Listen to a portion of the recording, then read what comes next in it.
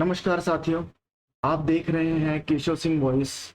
जो नए यूजर्स हैं, जो व्यूअर्स हैं, वो चैनल सब्सक्राइब करें, बेल आइकन को क्लिक करें ताकि वीडियो उन तक जल्दी पहुंच सके। और जो उस विचारधारा से जो लोकतंत्र में विश्वास करते हैं वही लोग इस वीडियो को पूरा देखें। जो व्यक्ति तंत्र में विश्वास करते हो वो इस वीडियो को ना देखें और वो छोड़कर चले जाएं, क्योंकि व्यक्ति आधारित कभी नहीं होना चाहिए।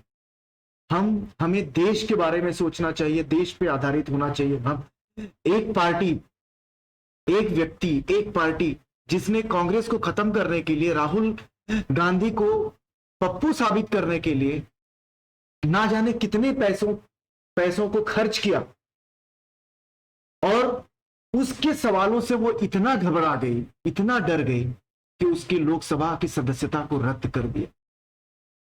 और कारण बड़ा आसान, बहुत छोटा, लेकिन बहुत बड़ा कारण, मानहानि की कर दी थी। उसकी वजह से ये सदस्यता रद्द कर दी। गुजरात की मजिस्ट्रेट ने उन्हें 2 साल की सजा क्या सुनाई, साथ में उन्होंने बेल देते हुए 1 महीने का एक गैप दिया कि इस 1 महीने के अंदर वो ऊपरी अदालत में जाकर याचिका दायर कर सकते हैं। लेकिन हमारे देश की संसद, हमारे जो माननीय लोकसभा अध्यक्ष, उनसे भी नहीं रहा गया। किस तरह के इंसान हैं। तो इस चाटुकारिता का भी एक सीमा होती है। वो कैसे व्यक्ति हैं, किस तरह के व्यक्ति हैं, मैं समझ नहीं पा रहा कि आप लोकसभा के अध्यक्ष हैं, आपकी अपनी विचारधारा होनी चाहिए। आप देश के लिए पहले होते हो, उसके बाद किसी दल के लिए होते हैं, किसी पार्टी के लिए होते हैं। लेकिन यहां पर दल पहले, व्यक्ति की महत्वाकांक्षा पहले हो। आप ऊपर देख रहे हैं संसदीय इतिहास में मानहानि पर सदस्यता रद्द। ये मेरा इस विषय पे बनाया गया ये तीसरा वीडियो। आज प्रियंका गांधी ने कुछ ट्वीट्स और उनके जो उन्होंने वक्तव्य दिए हैं, जो उन्होंने कुछ इंटरव्यूज दिए हैं, वो भी है। अब आप इन ट्वीट्स को जरा देखिए। उन्होंने बोला है, जी आपके चमचों ने एक शहीद प्रधानमंत्री के बेटे को देशद्रोही और मीर जाफर कहा। आपके एक मुख्यमंत्री ने सवाल उठाया कि राहुल गांधी का पिता कौन है। अब ये समझ, और वो एक मुख्यमंत्री है हेमंत कुमार विश्व शर्मा, असम के मुख्यमंत्री। शर्म आनी चाहिए ऐसे मुख्यमंत्रियों पे। अगर इस तरह की संसदीय भाषा का प्रयोग अगर वो व्यक्ति कर रहा है किसी व्यक्ति के लिए जो एक प्रदेश का मुखिया है, तो जेल में तो इसे होना चाहिए था। लेकिन नहीं, इसके तो नंबर बढ़ गए होंगे ऐसे इस तरह की चीजों को लिखकर। डूब मरना चाहिए ऐसे इंसान को और ऐसे व्यक्तियों को, जो लोग ऐसे व्यक्ति को फॉलो करते हैं। और वो प्रदेश क्या, जिस प्रदेश का ये ऐसा मुख्यमंत्री है। तो एक बात तो सही है कि जिस देश का प्रधानमंत्री जाहिर हो तो वहां की पूरी फौज भी वैसी ही होगी, उनकी फौज भी वैसी ही होगी। मैं उसे कहूंगा पढ़ा लिखा अनपढ़। कश्मीरी पंडितों का रिवाज निभाते हुए एक बेटा पिता की मृत्यु के बाद पगड़ी पहनता है और अपने परिवार की परंपरा कायम रखता है। दूसरा, भरी संसद में अपने पूरे परिवार और कश्मीरी पंडित समाज का अपमान करते हुए पूछा क्यों नेहरू का नाम क्यों नहीं रखते हैं। लेकिन आपको किसी जज ने 2 साल की सजा नहीं दी, आपको संसद से डिस्क्वालीफाई नहीं किया गया। इन बेवकूफों को यह समझ में नहीं आता कि नेहरू कहां से रखा जाएगा। ये ऐसे जाहिल लोग हैं। हम किस तरह के लोगों को हमने चुनकर भेज दिया और सरकार चला रहे हैं ऐसे लोग। कब हमारा देश, हमारे ये लोग, हमारी जनता इस बात को समझेगी। आज भी टीवी पर जो डिबेट हो रहा है वो राहुल गांधी मोदी को डिफेंड कर रहे हैं। लोकसभा के अध्यक्ष ने जो कार्रवाई की है उसको डिफेंड कर रहे हैं। शर्म आनी चाहिए ऐसे लोगों पे। इससे भी भयंकर बातें कही गई हैं जो मैं आगे बताऊंगा। इससे भी भयंकर बातें कही गई। ये तो मानहानि, और इन्होंने क्या कहा है उस पर मानहानि होती भी है। तो ये एक तरह से असंसदीय लोकतंत्र की हत्या जिसे हम कह सकते हैं वो है। और जो मीडिया, जो चाटुकारिता मीडिया है और जो पप्पा की परियां हैं, संदीप वो तिहाड़ी है, ये सभी इसे जस्टिफाई कर रहे हैं। समझ में नहीं आता ये किस तरह की पत्रकारिता कर रहे हैं ये लोग, और लोग उसे देख रहे हैं और उसी को सच मान रहे हैं। तीसरा, नीरव मोदी और मेहुल चौकसी पे सवाल उठाया, क्या आपका मित्र गौतम अडानी देश की संसद और भारत की महान जनता से बड़ा हो गया है कि उसकी लूट पर सवाल उठा तो आप बौखला गए? आप मेरे परिवार को परिवारवादी कहते हैं, जान लीजिए इस परिवार ने भारत के लोकतंत्र को अपने खून से सींचा है।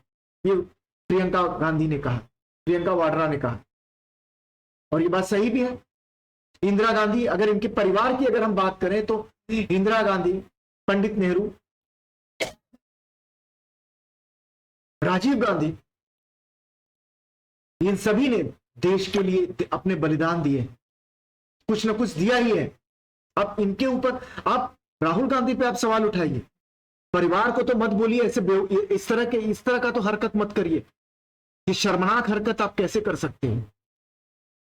आपका जमीर गवाही कैसे देता है आप लोगों का, ऐसे लोगों और ऐसे लोगों का साथ देने वालों का जमीर कैसे गवाही दे रहा है? जिसे आप खत्म करने में लगे हैं।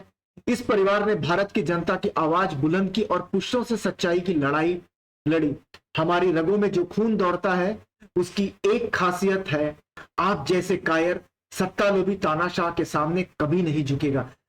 आप देख लीजिए इन्होंने मोदी के लिए क्या शब्द इस्तेमाल किए हैं, कायर, सत्तालोभी और तानाशाह, ये तीनों ही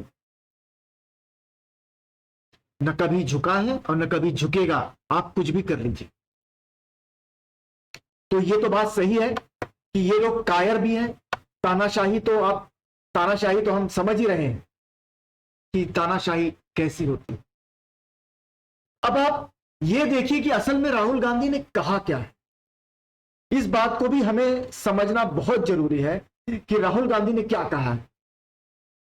राहुल गांधी ने कहा है कि नीरव मोदी, ललित मोदी, मेहुल चौकसी को चोर कहा और यह पूछा कि ऐसा क्यों है कि सब चोरों के नाम मोदी हैं। यह नहीं कहा कि सब मोदी चोर हैं, जैसे कि ये लोगों ने कहा कि सारे मुसलमान आतंकवादी ही क्यों होते। अगर वहां पे अगर कार्रवाई नहीं हो सकती तो यहां पर कार्रवाई ये कैसे हो, किस तरह से इसे सजा, ये सभी मोदी को तो नहीं कहा। इन्होंने कहा ये दोनों जो चोर निकलते हैं वो मोदी ही क्यों होते हैं। फिर भी किसी मोदी के मानहानि की कंप्लेंट पर उनको 2 साल की सजा, ताकि उनको संसद से बर्खास्त कर दिया जाए। यह भारत के लोकतंत्र का हाल है, ये प्रशांत भूषण ने कहा है। अब ये वकील हैं, आप इन्हें उस वकील की दृष्टि से देखिए और उसमें ये देखने की कोशिश करिए कि जो चीजें कही गई हैं क्या कानूनी रूप से वो सही होती हैं। इसे चैलेंज किया जा सकता है ऊपरी कोर्ट में और किया जाएगा।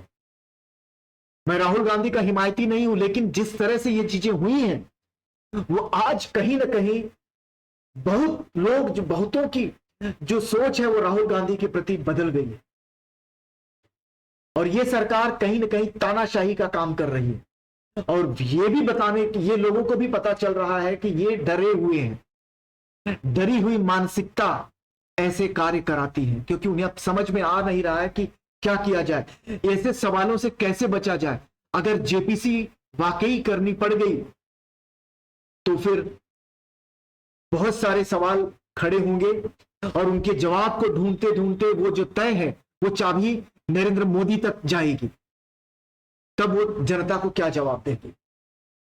और वैसे भी जनता, जो हिंदी भाषी जो क्षेत्र के जो लोग हैं, उन्हें मंदिर और मस्जिद से कुछ उससे बाहर की दुनिया ही नहीं, उन्हें नरेंद्र मोदी के सिवाय कोई दूसरा प्रधानमंत्री दिखाई नहीं देता। जब देश आजाद हुआ था तब भी एक खाली वैक्यूम था। नेहरू जी आए, नेहरू खत्म हुए, मरे, उनका स्वर्गवास हुआ, तो उसके बाद कौन? इंदिरा जी, स्वर्गीय लाल बहादुर शास्त्री, चौधरी चरण सिंह, मोरारजी देसाई, ऐसे बहुत से लोग आए, चंद्रशेखर, विश्वनाथ प्रताप सिंह, राजीव गांधी। तो देश को चलाने के लिए बहुत कुवत है लोगों में, लेकिन अगर ऐसे ही देश चलाना है तो कोई भी चला सकता है। किसी के भी हाथ में अगर आप सत्ता दे देंगे तो वो इस तरह से तो देश चला ही लेगा, राष्ट्रवाद का पाठ पढ़ाएगा और देश चलता जाएगा।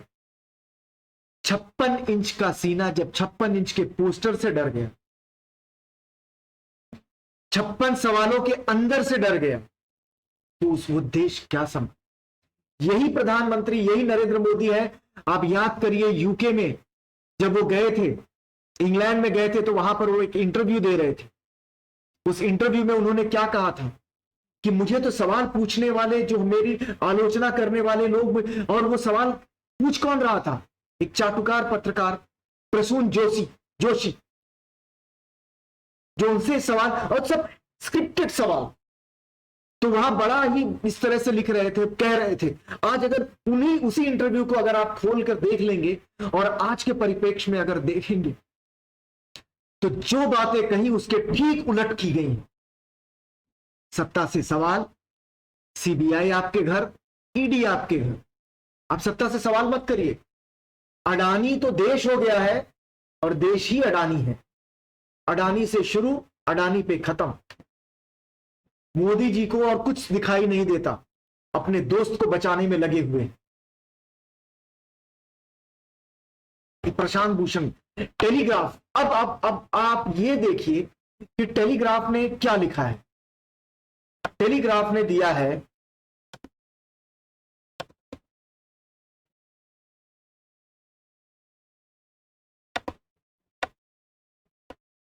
टेलीग्राफ ने लिखा है कि अब, और ये हिम्मत सिर्फ टेलीग्राफ कर सकता है। आप उनके फोटो में देखिए कि वहां पर दिसंबर में बच्चों को इनवाइट किया जाता है संसद में।